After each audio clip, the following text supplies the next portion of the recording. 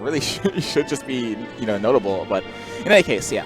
We have more results now for Smash 4 than we did back then. Which Sure. makes me really happy.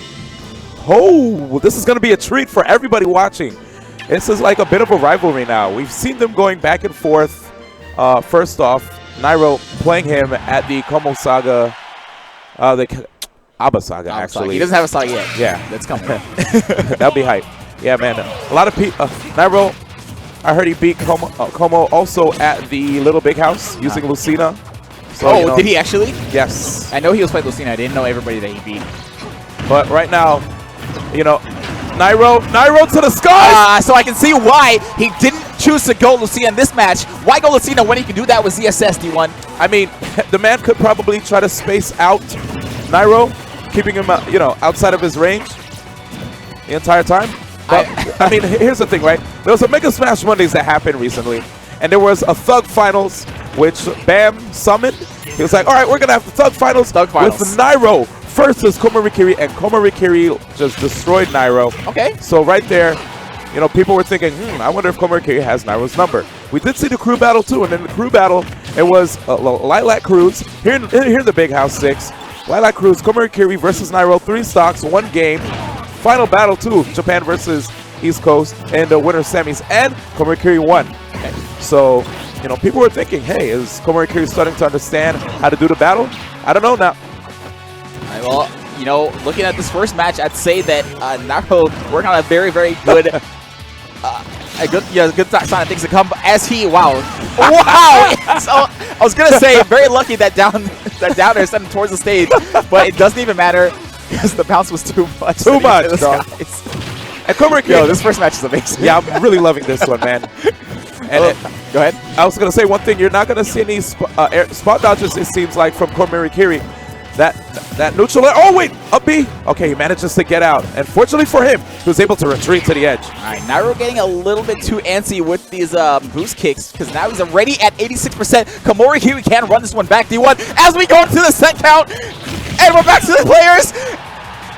And the cross slash is gonna be enough. So one thing I was gonna talk about is that.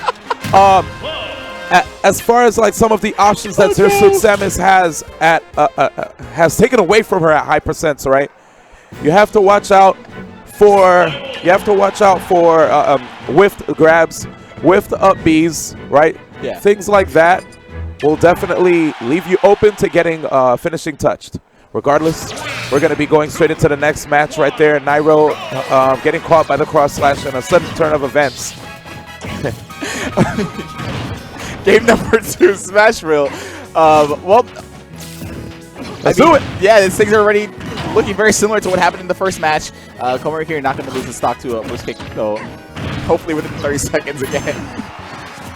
But 93% in about 20 seconds. Nairo is so aggressive. This man probably not happy at all about the outcome of the first game. Definitely not, right? He was looking really hot in that first game. Okay, okay, yeah, seriously. Don't see that much in singles anymore, finishing touch. Yeah, you know, finishing touch, especially the aerial hit getting nerfed, you don't see players go for it as much.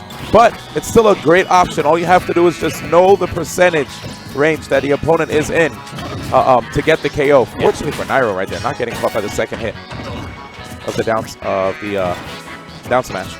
Like that. Komorikiri applying a little pressure while falling towards the edge. You know, if you do that up B as close to the edge as possible, you auto snap, but you also get the hitbox. Yeah. So you can't just stand next to the edge next to a cloud doing that. And you know, also, Nairo always piecing together these really sweet combos. See, there's another reason why you're gonna see Komorikiri probably use more cross slash right there. There's less cooldown. Sick forward smash right there, by the way, taking that stop. Catching Nairo out of the air wasn't quite a random one. I saw that punish 19% from that cross slash.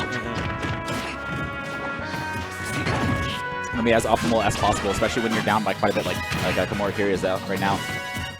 Look at the way Komorikiri is playing right now, keeping Nairo in the air. That's a back air. Oh, not even. Tough. Very, very smart punish as he falls with that forward air. Oh, Nairo somehow able to roll through that cross slash. I love the punish D1. Doesn't matter where he landed, behind Cloud or in front of him, that down smash would have caught him and sent him to the depths. Yeah, right now Nairo is definitely on notice, wearing the new Twitch swag, featured only at TwitchCon. Yeah, man, that's really, really nice hoodie. I wish that I had got one, but you know. Right now, we're here at the set counts between Nairo and Komorikiri, just in case you guys didn't know. And it looks like Nairo does have a winning record on Smashville, which is why he's trying to go there more. But I don't know, man. There's a slight blemish on his record now. Yeah, it's Nairo probably not too happy, man. You know, every single match so far started out with Nairo being very aggressive, getting the first stock in a very decisive manner, and then Komorikiri kind of running it back. Yeah, man, especially that first game on Battlefield, right? And on here, on Smashville, it looked really convincing, but then out of nowhere, this man just managed to keep it together. Nairo just stuck in the air. Is the man going to be able to land? That really is a testament to how patient and just how calm Komorikiri can get. That errant cross slash, though. I'm not sure what that was. I'm telling you right now, sometimes it confuses me, right? Because the Japanese players, I've been there in September, and a lot of them love to conserve their limit. They'll probably go through the entire game playing 2 stocks, not burning their limit. But right here, Komorikiri, he'll burn it.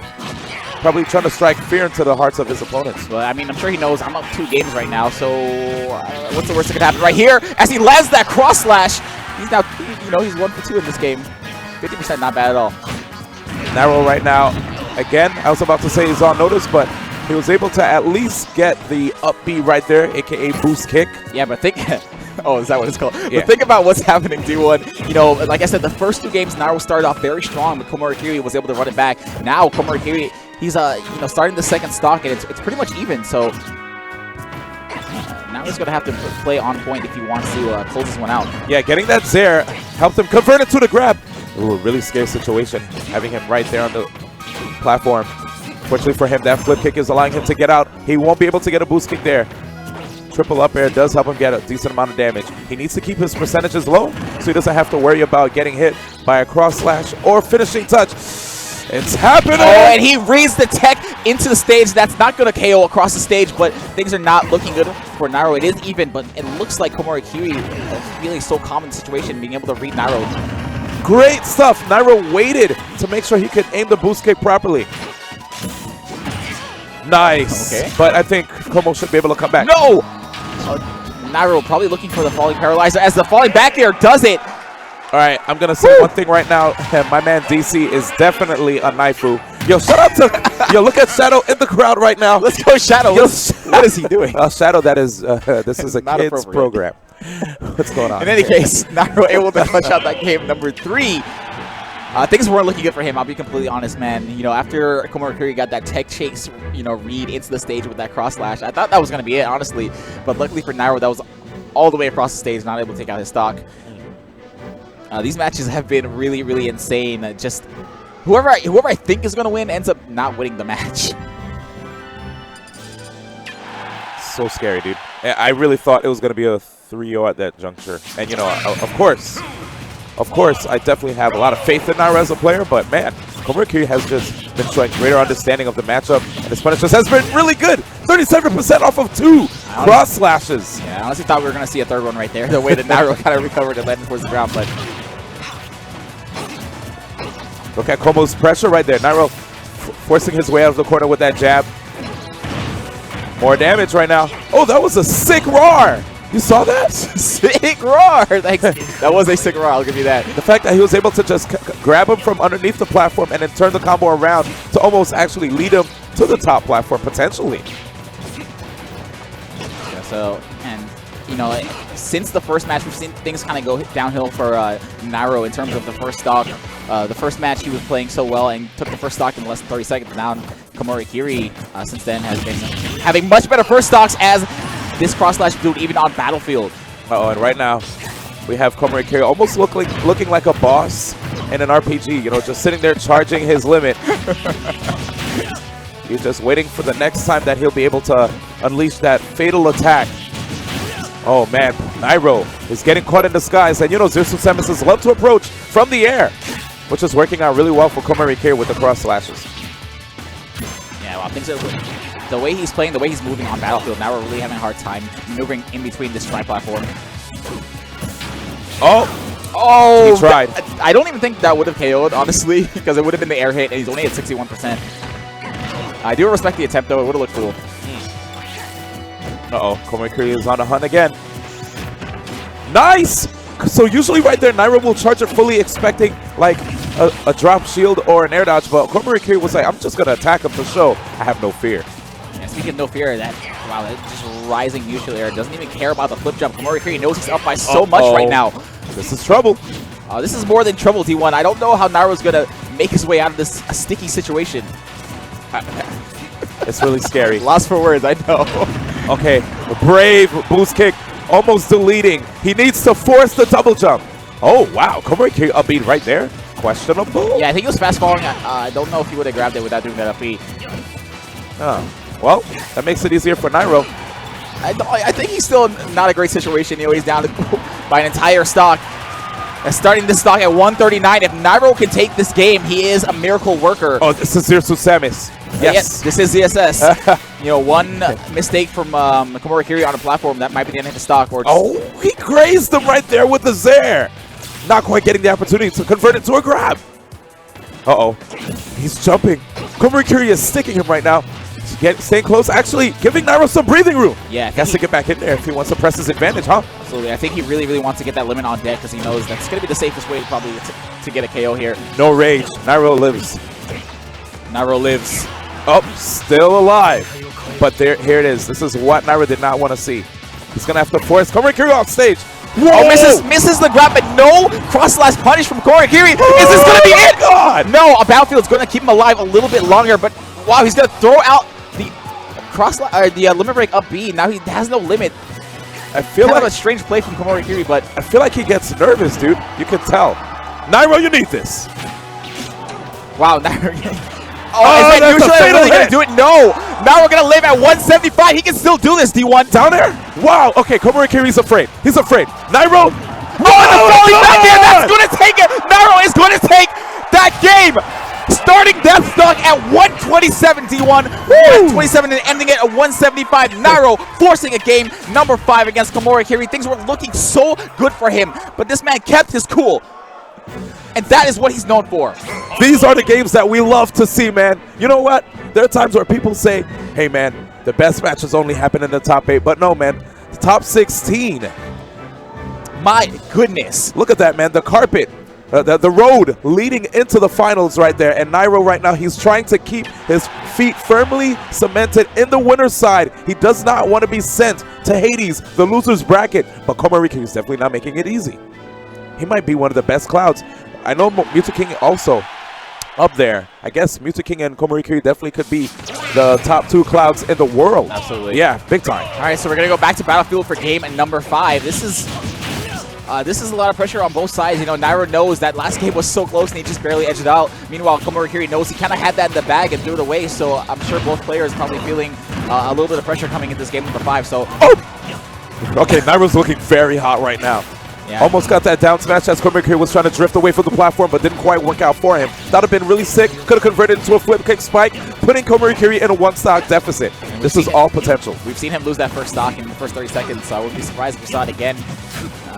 You know, on the flip side, it might be the opposite. Nairo might have a lot of momentum going into this match, feeling so good about his play. Yeah, we saw a whiff down smash from the right side of the stage. That could have been another nair to a flip kick spike. Komorikiri needs to watch out, especially with Nairo having rage. The short hop up air is giving Nairo so much trouble. Even on Battlefield, you think he'd have to use his time landing, but that limit break up B will take the first stock. And here we have it again, Nairo playing from behind. Komorikiri, good recovery right there. Burning that air dodge. One more air, good stuff. Nairo DIing and double jumping out just so he can get his feet back on the ground. But again, just these anti-airs with the cross slash. And they do such good damage too. Yeah, man, 19% is, you know, you can't take too many of those without being within kill percent. Oh no, probably a misinput from Nairo right there. Doesn't get punished too hard though, so that's probably the best case scenario. Yeah, fortunately for him, he was so high and they had the platforms below too. Komorikiri only went for like an immediate like full jump up air. So he wasn't able to convert too quickly. Oh, that was actually scary. Komorikiri had limit, which has invincibility starting at frame 6 with the cross slash. Oh, another up B. Nairo getting caught by so many of these up Bs. Once again, this is looking very similar to game number 4. Nairo's going to have to figure out how to close out the stock very soon, unless he wants to put himself in the exact same situation he was before. Not able to land any down smashes right here on Komorikiri. Uh-oh. Yeah, Komorikiri's movement is so good, man. You can tell he hasn't got hit by a lot of these down smashes, hasn't got grabbed by a lot of these DSS grabs. All right, D1, we have ourselves in a very, very similar situation to the game in number 4. Nairo starting to stock at over 100%. Yes, over 100%. Trying to see if he can get something off of the Zaire. I like how he converted into the upper instead of trying to go for a grab. That left him open. That's not getting into stock yet. He went for a triple upper just to rack up some damage. Yeah, but I think another grab like that might put Komorikiri in a very scary situation with the amount of rage that Nairo has. Oh, Komorikiri, he's in a bad spot. Smart up air, though, to break that up. All right, now things are very scary from Nairo. He has that cross slash on deck, and you know he's not afraid to use it. We've seen him pull the trigger so many times. Okay, here it is. He keeps short hopping. Komorikiri could just rip it. Yeah, it's so scary because Nairo can't even. Nairo probably not scared, but you know, a little nervous to throw out a grab here. Oh my gosh! But this is gonna be a regrab, but no punish. Wow! No fear from Nairo. I wonder if that's maybe Komorikiri being a little bit nervous as Nairo gets tagged by another up B. That is 3 in 1 game. Komorikiri takes it 3-2 over Nairo. Wow, and right there, that was a crazy show of emotion from Komorikiri. I've never seen that from him before. A lot of the Japanese players are so reserved, but right there, you can tell that he is so happy that he was able to get a win over such an amazing opponent in Nairo. He knows it wasn't an easy game. That was an easy set. That must have been one of the most stressful sets that he's played in a long time, man. You know, he really had that game number 4 in the bag, and Nairo was able to kind of clutch it out. And then once again, game 5, even though he wasn't such a good situation in game 4, just being in that same situation again in game 5 was nervous. It's like, man, what if I lose here again? What am I gonna do? You know, he has all this rage, and it's ZSS. If I get grabbed on Battlefield, that might be in my stock. Who knows? So it's got to be nerve-wracking. But to finally clutch it out in that game number 5, he's got to be like, I did it. That's definitely a beautiful feeling. And I think he was able to get a KO twice with the limit climb hazard, right? Yeah. Nuts. That's insane. I think we saw him try that in game number 4, and we kind of wondered, like, what is he doing? Why did he throw out that up B? And then the game number 5, he connected with 3 of those. I think it was 3 that he threw out, so he was 100% on those up Bs. That was an amazing set from both players.